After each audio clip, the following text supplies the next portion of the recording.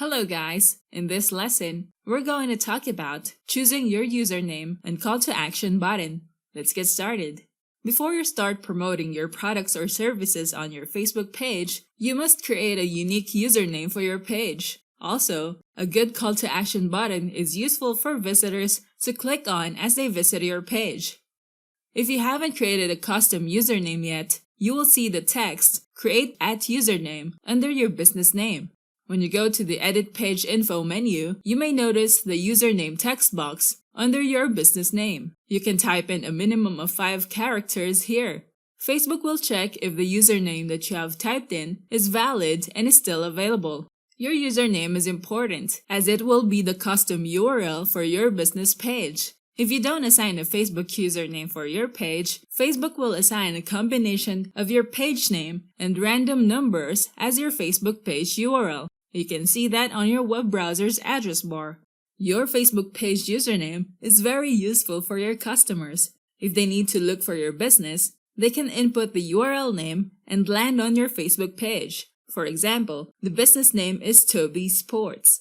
As you can see, the username is shown in this section, and the username that they have chosen is also the same as the business name. You can see on the address bar, the username is also the URL. It will be easier to find your page when they type in your business username here. For choosing your username, you can use the term official and add it to your business name.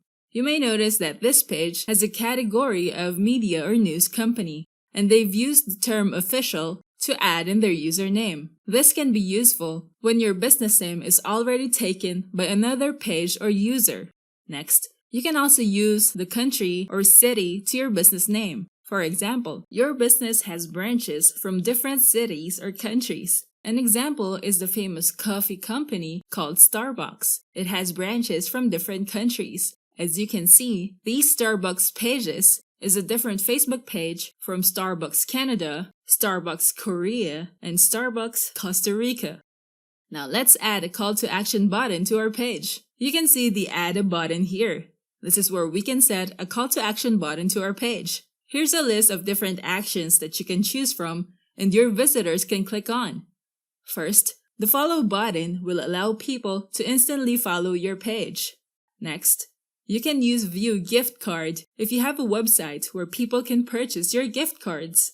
Use Order Food if you have a website where people can choose from the food selections or your food menu that your business offers.